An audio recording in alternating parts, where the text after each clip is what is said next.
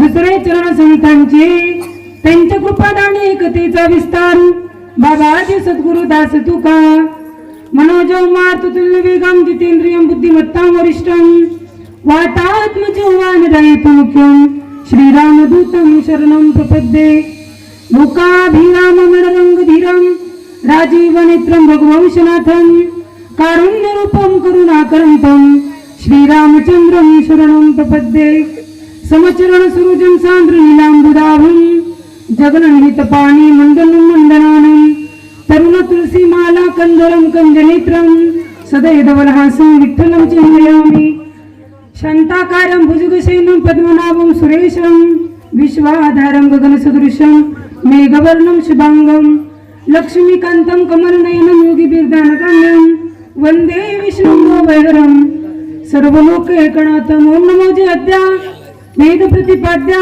जय जय सुसंवेद्यात्मरूपा देवा तुझे गणेशु सकलार्थमती प्रकाशु मणि निवृत्तिदास सौधारी जोजी अलंकाप्रियं यस्यासनस्थं पदांबुज तेजस्फुरदित प्रदेशं विधिन्द्रादिदैवं सदा स्तूयमानं समाधिस्थमूर्तिं भजे ज्ञानदेवं ॐ नमो ज्ञानेश्वरं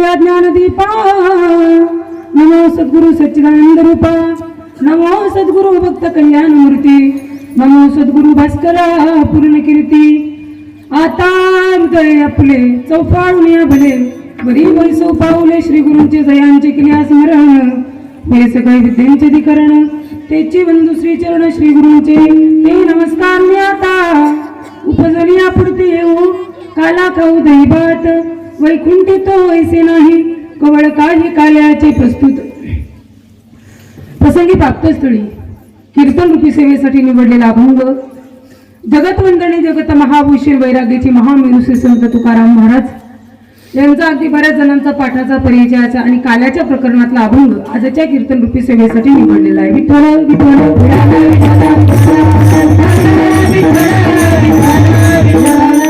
कार्यक्रम म्हटला कल्पसा पर्याय महत्वाचा असतो म्हणजे सगळ्या ठिकाणी भगवान श्री महादेवाच्या आशीर्वादानं साधू संतांच्या कृपा आशीर्वादानं ग्रामस्थांच्या सहकार्याने यावर्षी चालत असलेला आपला महिला अखंड रंग सप्ताह आणि या सप्ताहातील आज आपल्या या सप्ताहाची सांगता म्हणजे आज काल्याचा दिवस आहे. आज सप्त्याची सांगता आहे.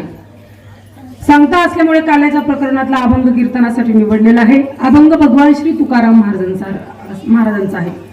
अभंगाचं चिंतन एक धावते वेळेत एक 15-20 मिनिटात किंवा अर्ध्या तासात आपण अभंगाचं चिंतन मांडणार आहोत. त्याच्यानंतर भगवंताच्या चरित्राचं उच्चारण करणार आहोत.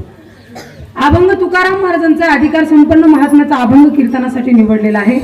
ज्या महात्म्याचा अभंग कीर्तनासाठी निवडला त्या महात्म्याचा अधिकार लहान नाही. तुकाराम तुकाराम नाम घेतात तुकोबरांचं नुसतं नाव ऐकलं तर यम थरथर कापायचं. यम नाव ऐकलं तरी अशी फेस टू फेस भेट झाल्यामुळे नुसतं तुकाराम नाव ऐकलं तरी यम थरथराट कापायचा. एवढा मोठा अधिकारी भगवान श्री तुकोबारांचा. कसं आहे ना काहींच्या नावात पावर राहते ताकद राहते.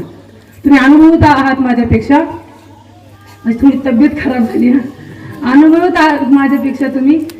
साधा 1 मिनिटाचं उदाहरण आहे का सपोज आपण एखाद्या प्रवास करत असलो आणि प्रवास करत असल्यानंतर प्रवासामध्ये काय असतं बऱ्याच ठिकाणी काहीतरी अडचणी येतात. प्रवासामध्ये एखाद्या वेळेस अडचण येते. काही लोकांच्या जीवनात किती मोठी अडचण आली ते घाबरत नाही का माहिती का. एखाद्या ठिकाणी अडचण आली कुणी अडवलं कुणी पकडलं कुणी धरलं असं काही जर अडचण आली तर ती माणसं काय करतात घाबरत नाही. एखाद्या मोठ्या माणसाचं नाव सांगतात. तो जो मोठा माणूस आहे की नाही प्रतिष्ठित माणूस त्याच्यानं आपले चांगले संबंध आहे. आपल्या जवळचे रिलेशन आहे. आम्ही लहानपणापासून मित्र आहोत. तो मोठा माणूस ना आमचे प्रेमाचे संबंध आहे. असं त्या मोठ्या माणसाचं नाव सांगितलं की परिणाम काय होतो आपली अडचण दूर होते. ज्याचं नाव सांगतो तो माणूस काही प्रत्यक्षात मदतीला येत नाही पण त्याचं नाव सांगितलं तरी आपलं काम होतं. याचा अर्थ आहे नावात पावर राहते नावात ताकद राहते. तशी भगवान श्री तुकाराम महाराजांची नावाची ताकद यम थरथर कापायचा. एवढा मोठ्या अधिकारी महात्म्याचा अभंग कीर्तनासाठी निवडलेला आहे.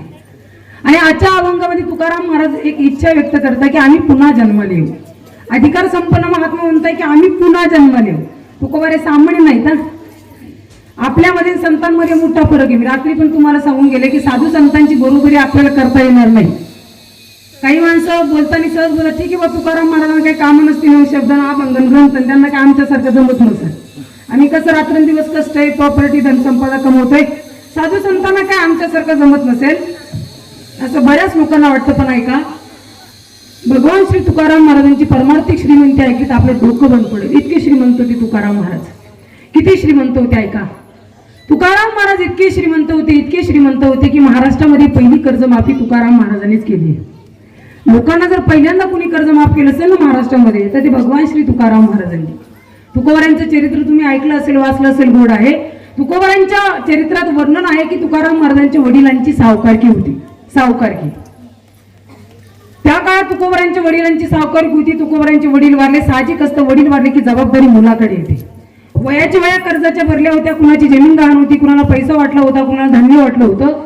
वयाच्या वया कर्जाच्या भरल्या होत्या. पुराव्यासह नाव लिहिलेलं होतं. फक्त तुकाराम महाराजांना काय करायचं होतं नाव लिहिलेलं आहे सर्व काही माहिती फक्त तिथं जायचं ना आपल्या वडिलांनी वाटलेलं कर्ज जमा करायचं होतं. वयाच्या वया कर्जाच्या भरलेलं आहे. तुकाराम महाराजांना लोकांना द्यायचं नव्हतं. वडिलांनी वाटलेलं कर्ज फक्त जमा करायचं होतं. पण तुकाराम महाराजांनी त्या वह्या घेतल्या आणि इंद्रायणीमध्ये बुडून दिल्या. म्हणजे महाराष्ट्रातली पहिली कर्जमाफी तुकाराम महाराजांनी केली. एवढे श्रीमंत आहे तुकाराम महाराज. इतकंच नाही तर तुकाराम महाराज इतके श्रीमंत होते की हिंदवी स्वराज्याचे संस्थापक छत्रपती शिवाजी महाराजांनी तुकोबारांचे कीर्तन बसून ऐकावं ही तुकाराम महाराजांची श्रीमंती. आपली माणसं बऱ्याचदा काय असतं, कीर्तन ऐकायचे म्हणजे आपलं वजन कमी झाल्यासारखं वाटतं. लोकांना कीर्तन ऐकायचं म्हणजे इम्प्रेशन जरा डाऊन झाल्यासारखं वाटतं. प्रतिष्ठित आहोत की नाही, आम्ही एज्युकेटेड आहोत, शिकलेली माणसं आहोत, समाजात मान आहे, सन्मान आहे. दुरून बघितलं की लोक रामराम घालतात. मग काय उगाच कीर्तन भजन प्रवचन काय ग्रंथ संत. काही लोकांना कीर्तन ऐकायचं म्हणजे जरा लाज वाटते. ज्ञानोबा तुकोबरांच्या ग्रंथांचं दर्शन घ्यायचं म्हटलं तरी लाज वाटते. का? आम्ही मोठी माणसं आहोत, आम्ही कसं या ग्रंथाचं दर्शन घ्यावं. साधू संतांच्या ग्रंथांचं दर्शन घ्यायचं म्हटलं की जरा लोकांना वाटतं आमची इमेज डाऊन होईल, इमेज डाऊन होईल. ज्यांना वाटतं ना कीर्तन ऐकलं, साधू संतांच्या ग्रंथाचं दर्शन घेतल्यानंतर आमची इमेज डाऊन होईल, त्यांना एकच वाक्य सांगेल मी, घरी जाऊन 1-1.5 तास इमेज तपासा आणि मग डाऊन होती की नाही विचार करा. आपली योग्यता नाही, आपली पात्रता नाही, आपली व्यावहारिक भाषेत आपली लायकी नाही रे बाबांनो, तरी संतांनी जवळ घेतले.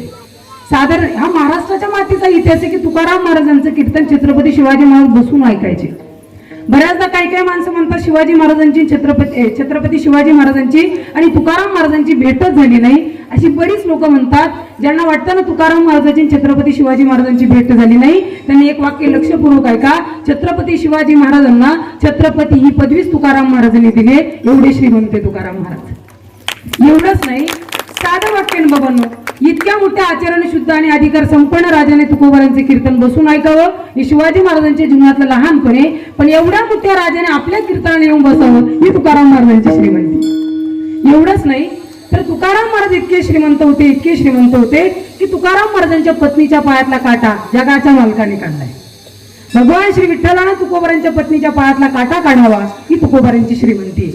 तसं तुकोबारांच्या पत्नीच्या चरित्राचं वर्णन केलं तर आपल्या लक्षात येईल की तुकोबारांची पत्नी जिजामातांना विठ्ठलाला शिव्या द्यायच्या, पांडुरंगाला शिव्या द्यायच्या. का? त्या काळ्यामुळे संसाराचं वाटोळ झालं. काळा कोण?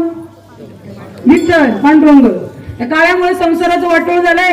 रात्रंदिवस तुकाराम महाराज भजन चिंतन नामस्मरण संसारात, मुला बाळाकडे लक्ष नाही, बायकोकडे लक्ष नाही, रात्रंदिवस भजन चिंतन टाळ विना. काय म्हटले रात्रंदिवस भजन? त्या विठ्ठलामुळे माझे तुकाराम महाराज वेडे झाले, त्या काळ्यामुळे माझ्या संसाराचं वाटोळ झालं. अशा तुकोबारांच्या पत्नी बोलायच्या. तरी साधा आपण एक दिवस भजनार गेलो घरी भाकर भेटत नाही, माणसं रात्रभर भजन केलं कामधंदे सोडून नाही, मानतच नाही. रात्रंदिवस तुकोबा रात्र पांडुरंगाचं चिंतन करायचे. मग ती जरा पत्नी शिव्याच द्यायच्या. मग काय? विठ्ठलामुळे संसाराचं वाटोळ झालं, माझ्या संसाराचं काही खरं राहिलं नाही, रात्रंदिवस विठ्ठल विठ्ठल पांडुरंग तुकाराम महाराजांचं तेच चाललंय. संसाराचं वाटोळ केलं म्हटलं भगवंतानं, जरा शिव्याच द्यायच्या. पण शिव्या देऊन सुद्धा तुकोबारांच्या पत्नीच्या पायातला काटा का देवाने काढावा याच्या मागचं उत्तर आहे का? तुम्ही आणि मी जर विचार केला तर तुकाराम महाराजांचा देव विठ्ठल होता, तुकाराम महाराजांचा देव पांडुरंग होता, पण जिजामाताचा देवच तुकाराम महाराज होते. आपण लक्षात घेतलं पाहिजे. काय ना तुका म्हणे पतिव्रता तिची देवावरती सत्ता. जिजामाता जरी विठ्ठलाला मानत नव्हती ना, पण तुकाराम महाराजांवरती मोठं प्रेम होतं. ती रात्रंदिवस भजन करायचे ना, जिजामाता म्हणायचे काळ्यामुळे ना ती भजन चालू आहे, पण माझे तुकाराम महाराज उपवाशी असते. मग जेवण घेऊन जायचे. काय? त्याचं जरी भजन चालू ना, आपण जर त्याला माझे तुकाराम महाराज भजन करताय, पायपे जाताय डोंगरावरती, त्यांना भूक लागली असेल, मी त्यांना जेवण घेऊन गेले पाहिजे, प्रेम होतं जिजामाताचं. परिणाम काय झाला? जगाच्या मालकाने पायातला काटा काढला तुकोबारांच्या पत्नीचा ही तुकाराम महाराजांची श्रीमंती. इतकंच नाही तर तुकाराम महाराज इतके श्रीमंत होते, इतके श्रीमंत होते, ते स्वतः तर श्रीमंत होतेच, पण त्यांच्या अभंग पाठ करून जे कीर्तन करतात ना ते सुद्धा श्रीमंत होतात. ही ज्ञानोबा तुकोबारांच्या शब्दांची ताकद आहे बघून. इतक्या मोठ्या अधिकार संपन्न महात्म्याचा अभंग कीर्तनासाठी निवडलेला आहे. अभंग तुकाराम महाराजांचा आहे आणि तुकाराम महाराज आजच्या अभंगामध्ये इच्छा व्यक्त करत आहेत. महाराज म्हणतात की आम्ही पुन्हा जन्माला येणार आहोत. पुन्हा याचा अर्थ आधी आले, पुन्हा येणार याचा अर्थ आधी आले. महाराज म्हणतात की आम्ही पुन्हा जन्माला येणार आहोत. काही साधकांनी तुकोबारांना प्रश्न केला, म्हटले महाराज तुम्ही साधू संतच आम्हाला शिकवतात की जन्म येणं अवघड आहे, बरोबर की नाही? किती वेळा जन्म यावे नित्य होई पजित, कारण जन्म आणि मरण मोठं अवघड आहे ना. माझ्यात एनर्जी नाही राहिली, पण तुम्हाला व्यवस्थित माझं कीर्तन कळतंय ना, व्यवस्थित काय ना, तुम्ही म्हणसाल व पोरगी असं काही बोल राहिली, पण व्यवस्थित कळतंय ना माझं बोलणं तुम्हाला. म्हणून बघा काही माणसं काय करतात, तुकोबारांना प्रश्न कर, म्हटले महाराज जन्म आणि मरण अवघड आहे की नाही? जन्म येणं अवघड आहे, मरण अवघड आहे. जन्म येणं कशावरून अवघड? 9 महिने 9 दिवस पोटात राहणं काही इतकं सोपं नाही. जन्म अवघड आहे आणि मरण काही माणसं म्हणतात जागेवर गेला ऍक्सिडेंट झाला, चांगलं मरण आलं, वाईट मरण नाही अवघड असतं. कशावरून अवघड असतं सांगू? आपलं शास्त्र शिकवतं एक विंचू चावल्याचं दुःख माहिती ना तुम्हाला? एक विंचू हा 99% अनुभव असेल, एखादा राहिला असेल, होईल आता ते मागं पुढे होऊन जाईल. 99% अनुभव प्रत्येकाला आहे. एक विंचू चावल्याचं दुःख प्रत्येकालाच माहितीये. एक विंचू चावल्याचं जेवढं दुःख ना, तसल्या हजारो विंचू एका एका केसाच्या ठिकाणी चावल्याचं दुःख मरणाच्या वेळेस राहतं. जन्म आणि मरण अवघड आहे, कारण जन्म येणंही सोपं नाही. म्हणून तर संत महात्मे देवाला म्हणतात, देवा एक वेळा करी या दुखावे गळे, एक वेळा करी या दुखावे गळे, एक वेळा करी या दुखावे गळे, एक वेळा करी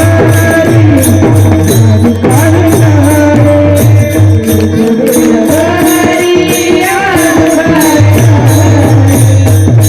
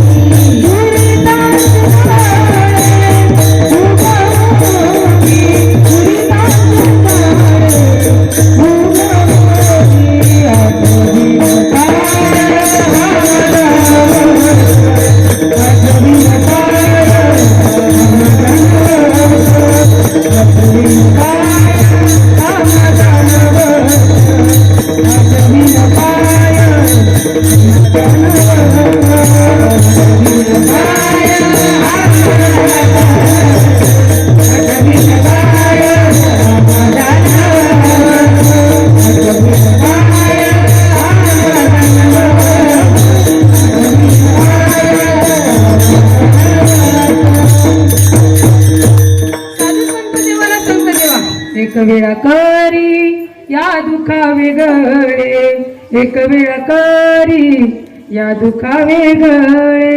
एकदा या दुःखापासून वेगळं कर, वाटलं तर त्याच्यासाठी रात्रंदिवस भजन करू.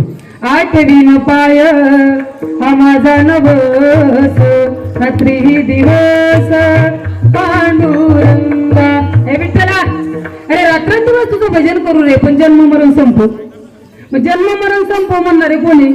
साधू संतच. आणि त्याच साधू संतांमध्ये तुकाराम महाराज म्हणतात पुन्हा जन्म लिहू. जन्माने मरण अवघड आहे की नाही? जन्म येणं अवघड, मरणं अवघड, तरी सुद्धा तुकाराम महाराज म्हणतात आम्ही पुन्हा जन्म लिहू. लोकांनी प्रश्न करा, म्हटले महाराज तुम्ही पुन्हा जन्म येणार आहात, कारण जन्म आणि मरण लई मोठा त्रास आहे. जन्म येणं अवघड आहे, मरणं अवघड आहे, मग एवढा मोठा त्रास सहन करून तुम्ही पुन्हा जन्म येणार. मग पुन्हा जन्माला येण्यासाठी जर एवढं दुःख सहन करून येणार असेल तर काहीतरी विशेष कारण पाहिजे, काहीतरी विशेष कारण पाहिजे. महाराज म्हटले अरे एवढ्या दुःखाला सामोरे जाऊन आम्ही पुन्हा जन्माला याच्यासाठी येणार आहे. या मृत्यू लोकांमध्ये जर आम्ही जन्माला आलो तर याच्या मागचं एकच कारण आहे, जन्माला आल्यानंतर आम्ही काल्याचा प्रसादाचं सेवन करू. अभंगाच्या पहिल्या चरणात पुढती येती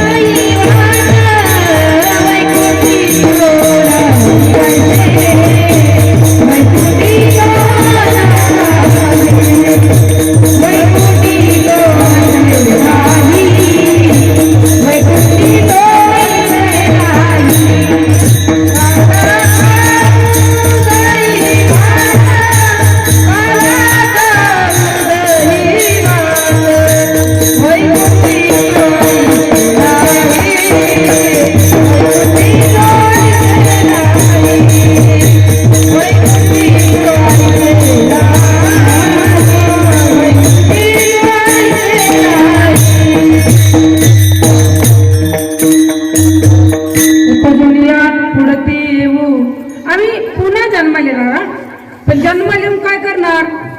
आम्ही पुन्हा जन्मल्यानंतर जन्मलेून आम्ही करणार काय? काला खाऊ, दही भात. दही भात काला खाण्यासाठी आम्ही पुन्हा जन्माला येणार आहे. काय असतं ना, एखादी गोष्ट नंतर चांगली होणार असली तर मग आता थोडं दुःख भोगायला हरकत नाही. महाराज म्हटले ठीक आहे, जन्म मरणाचं दुःख मोठं आहे ना, आम्ही थोडं दुःख सहन करून येऊ जन्माला, पण आम्हाला फायदा आहे ना. काला खाऊ, दही भात. दही भात काल्याच्या सेवनासाठी आम्ही पुन्हा या मृत्यू लोकांमध्ये जन्माला येणार आहोत. मग तुकोबारांना प्रश्न करा, म्हटले महाराज लय मोठा प्रवास आहे, जन्माला यायचं पुन्हा जायचं किती मोठा प्रवास आहे. मग जन्माला येणं तुमच्या हातात आहे का? 3 वर्ग आहे, जीव, देव आणि संत. 3 वर्ग. एकाच काय राहतं? येणं पारतंत्र्यात राहतं, मात्र जाण्याला स्वातंत्र्य राहतं.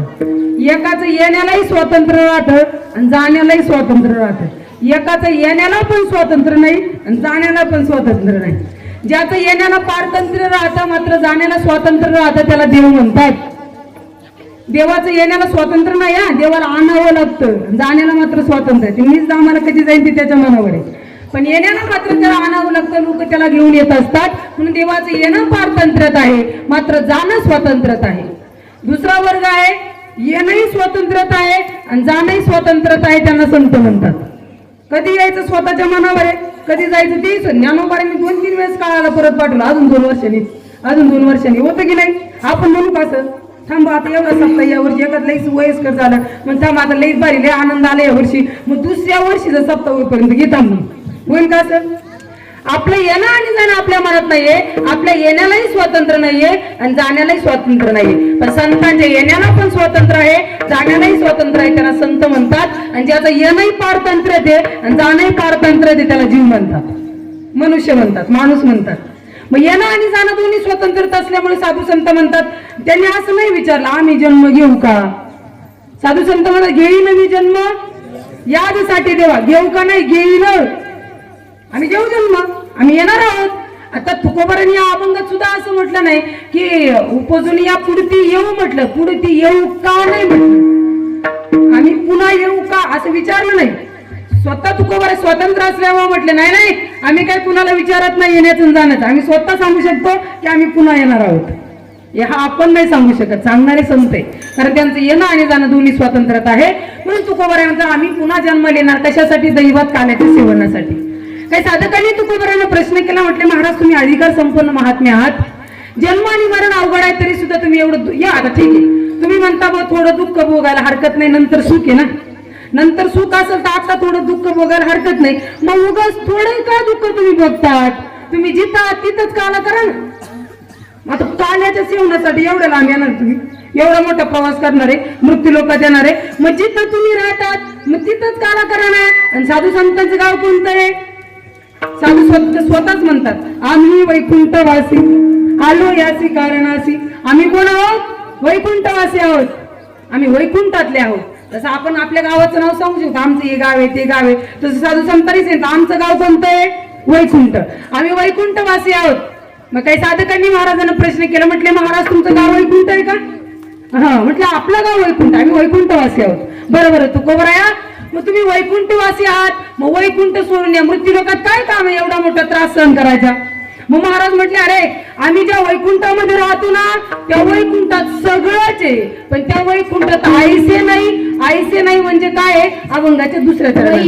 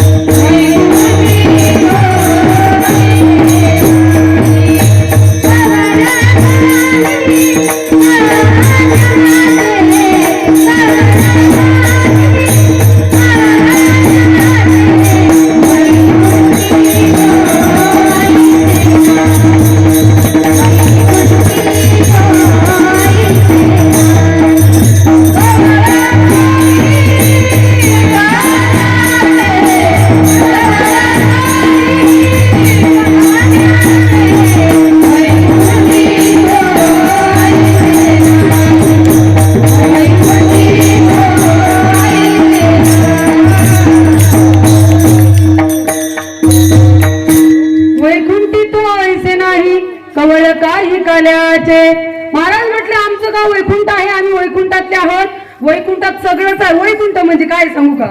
वैकुंठ म्हणजे ना देवाने राहण्यासाठी जे घर तयार केलं त्याचं नाव वैकुंठ आहे.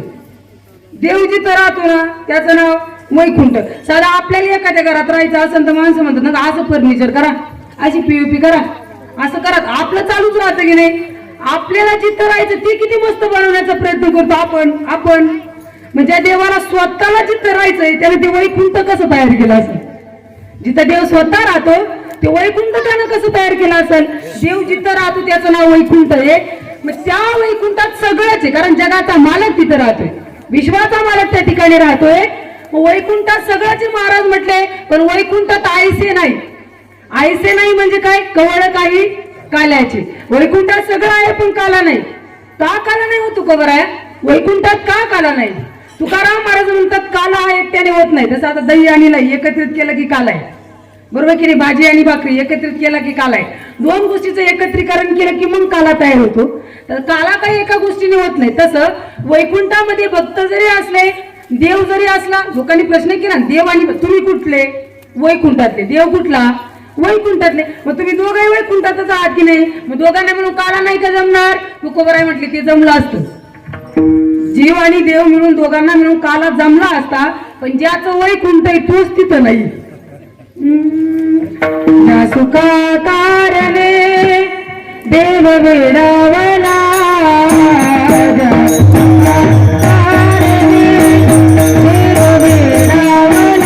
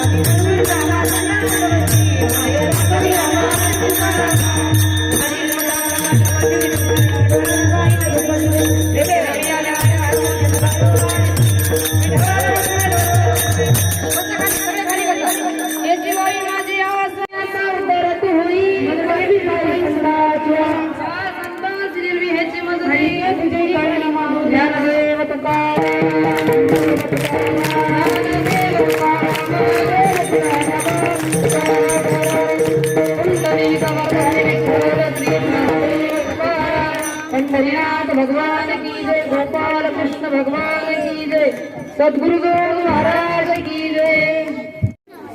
आणि ताम्रपाषाण महादेव मंदिराच्या प्रांगणात सुरू असलेला हा अखंड हरिनाम महिला कीर्तन सप्ताह, या सप्ताहाची आज काल्याच्या कीर्तना ज्ञानरूपी अमृत महोत्सव सुरू होता आणि येथे आलेले प्रत्येक भाविक, त्याचबरोबर घरी बसून जे भाविक कीर्तन ऐकत असतील, यांनी सर्वांनी हे ज्ञानाचं अमृत ग्रहण केलेलं आहे आणि भक्ती मार्गाला ते लागलेले आहेत आणि सर्वांनी भक्ती करावी असे मी आग्रह करतो।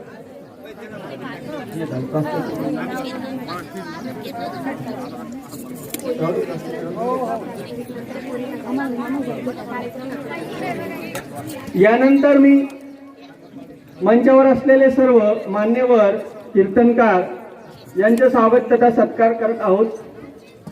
सुरुवातीला मी आमंत्रित करतो श्री राजेंद्र शंभू शिरसाट यांच्या यजमान आले असतील, त्यांनी पुढे यावं आणि ताईंचा, पल्लवी ताईंचा सत्कार करावा। पटकन पटकन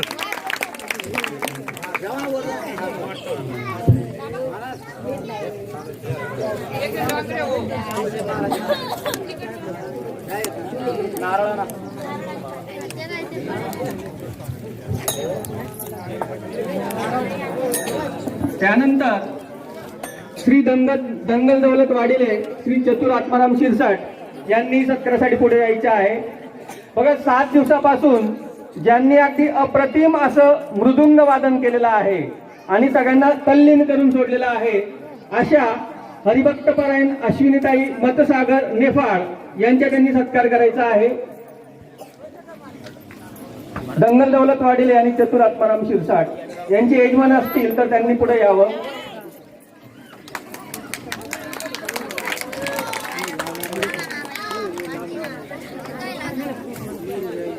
हा चालेल।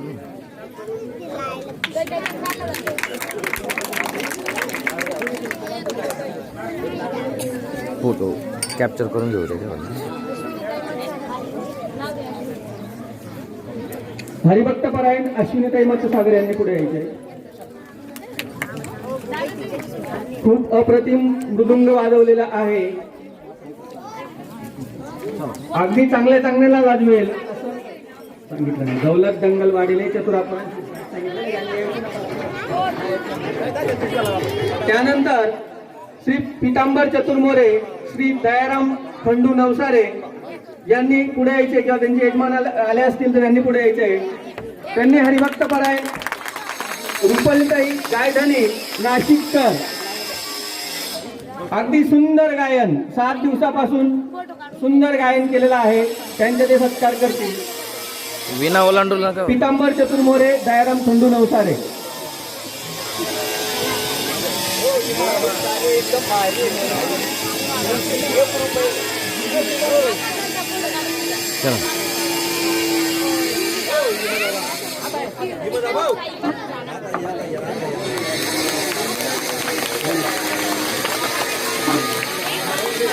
चला चला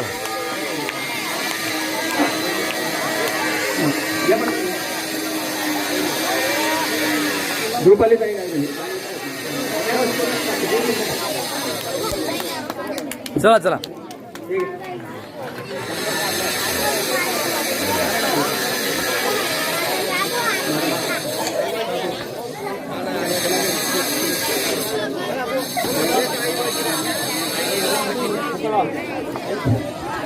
त्याचबरोबर श्री सीताराम मोतीराम कोडी खामखेडे यांनी रुपाली दिदी यांना 7 दिवस उत्कृष्ट गायन केल्याबद्दल 500 रुपये बक्षीस दिलेले आहे। धन्यवाद।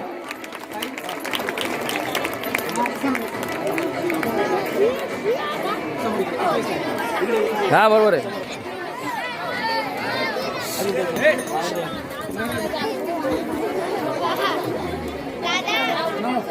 त्यानंतर पूजाताई भोर गायनाचार्य यांचा सत्कार श्री संतोष पुंडलिक वाडिले यांनी करावा। त्यानंतर हरिभक्तपरायण रेणुकाताई चोपडे गायनाचार्य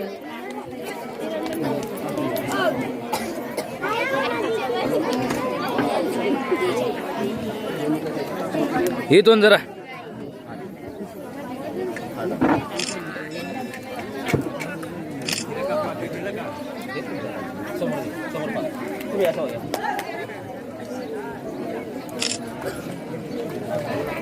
हरिभक्त परायण रेणुकाताई चोपडे गायनाचार्य श्री शांतीलाल नत्तुवई यांनी त्यांचा सत्कार करायचा आहे.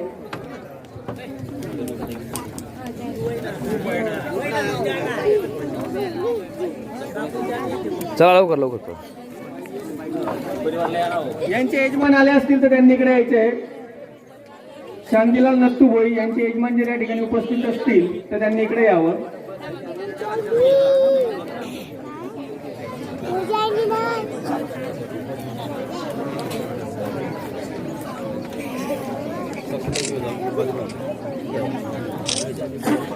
हा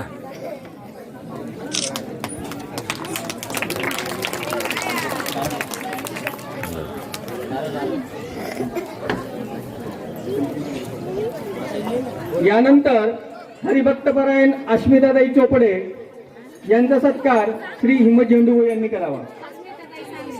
सांगडे सॉरी अस्मिताताई सांगडे.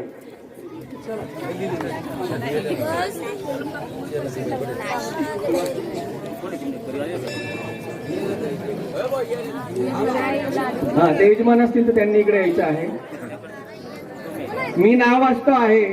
लवकर त्यांच्यासोबत त्यांचे यजमान असतील तर त्यांनी पटकन यायचं आहे.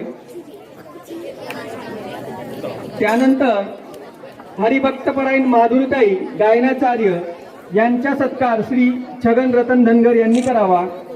त्यांचे यजमान असतील तर त्यांनी पटकन इकडे यायचं आहे. चालू आहे ना फोटो चालू आहे ना. तू करते का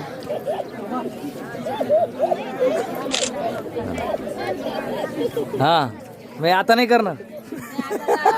आता झालं का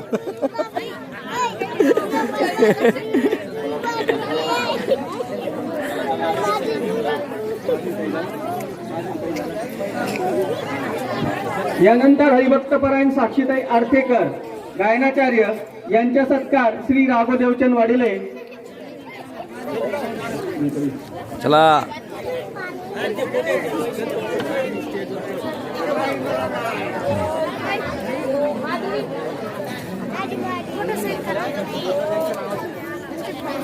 हो हो.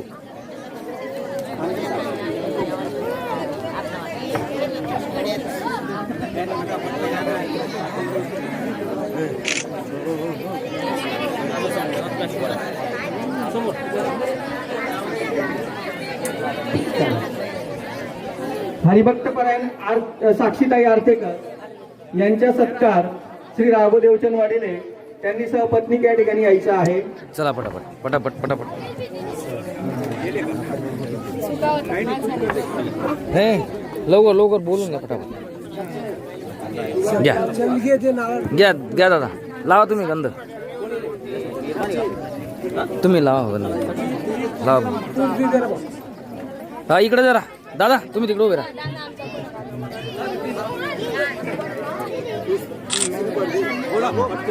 हरिभक्तपरायण मुक्ताताई यांचा सत्कार श्री गोरखदादा धनगर यांनी सहपत्नी करायचा आहे. दीदी थांबा. हा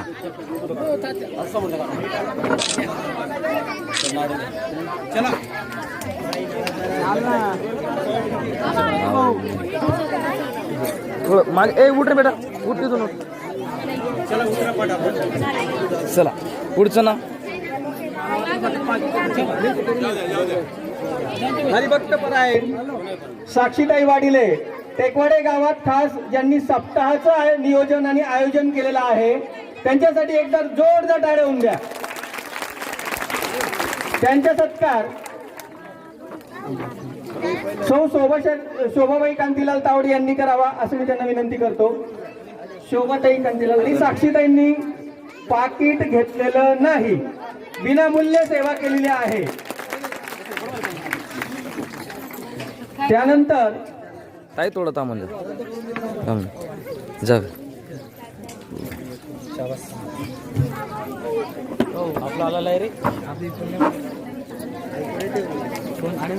यानंतर मी या ठिकाणी ज्या दिवसापासून महाप्रसादाचं आयोजन झालेलं आहे. कित्येक वर्ष झाली फ्री सेवा देता आहे, कोणत्याही प्रकारचे पैसे न घेता.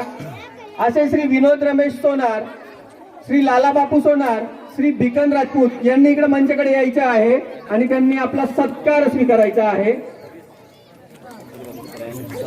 विनोद रमेश सोनार खास म्हणजे हे गुजरात उदनेहून येत आहेत. हरिभक्तपरायण कैलास खंडू पाटील चोपदार यांचा सत्कार श्री शांतीलाल मोतीराम तावडे यांनी करावा. शांतीलाल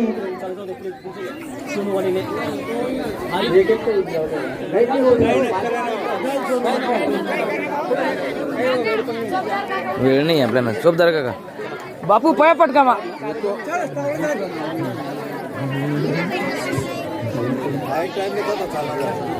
बसा बसा पटकन पटकन.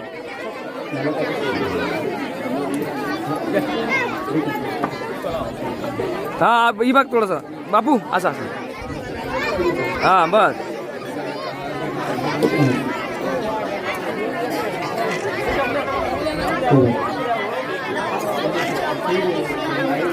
बर वही गे बाकी द्या.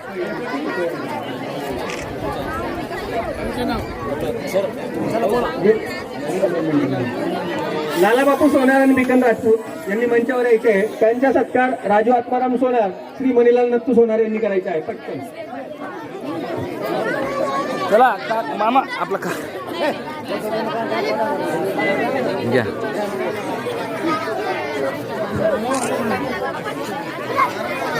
त्याचबरोबर या ठिकाणी सगळ्यांना चांगलं कीर्तन ऐकू यावं. म्हणजे जर साऊंड सिस्टम साऊंड सर्व्हिस जर व्यवस्थित नसली तर कीर्तन असो अथवा कोणताही कार्यक्रम असो तो अगदी फिका पडतो.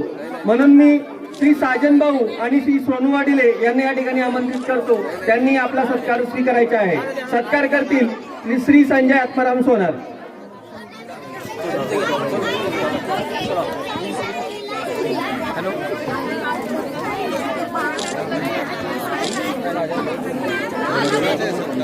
काय